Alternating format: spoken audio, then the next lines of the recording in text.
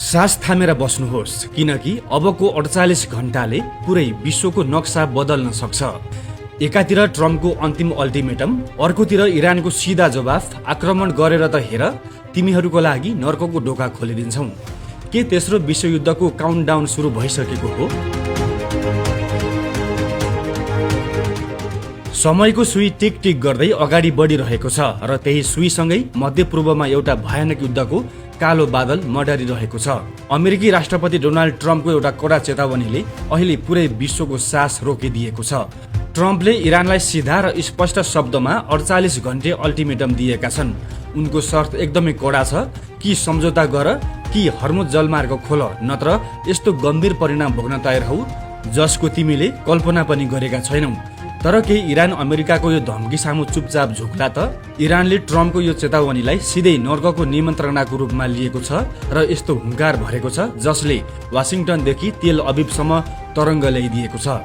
इरानको defence लाइनको मुटु मानिने खातम अल अनबिया सेन्ट्रल हेडक्वार्टरले अमेरिकालाई खुलेआम चुनौती दिएको छ। मुख्यालयका कमान्डर मेजर जनरल अली अब्दुल्लाहीले दिएको चेतावनीले जो कोहीको आङ सिरिङ्ग हुन्छ।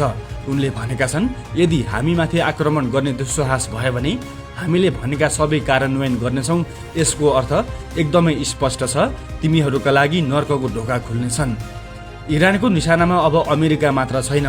जनरल अब्दुल्लाहीका अनुसार अमेरिकी आक्रमण भएमा त्यससँग जोडिएका सबै संरचना र विशेष गरी इजरायलका सम्पूर्ण पूर्वाधारमाथि लगातार र भीषण हमला हुनेछ।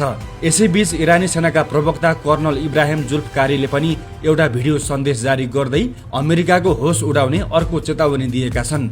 उनले भनेका छन्, इरानलाई कमजोर ठान्नु अमेरिकाको सबैभन्दा ठूलो र अन्तिम भ्रम हुनेछ। यो भ्रमले विपक्षीहरूलाई यस्तो गम्भीर परिणाममा पुर्याउनेछ जसले पुरै क्षेत्रलाई खरानी बनाउन सक्छ। अब यो 48 घण्टाको समयसीमा सकिन थोरै मात्र समय बाँकी छ। दुवै देश आफ्नो अडानबाट पछि हट्ने संकेत देखिएको छैन। अब यहाँनिर एउटा एकदमै गम्भीर प्रश्न उब्जिन्छ, के ट्रम्पको यो अल्टिमेटमले इरानलाई डराएर सम्झौताको टेबलमा ल्याउला वा यसले मध्यपूर्वको पुरै नक्सा खरानी बनाउने गरी तेस्रो विश्वयुद्धको आगो सल्काउला? तपाईलाई के लाग्छ, यो टकरावको परिणाम के होला? आफ्नो विचार कमेन्टमा लेख्न नभुल्नुहोला।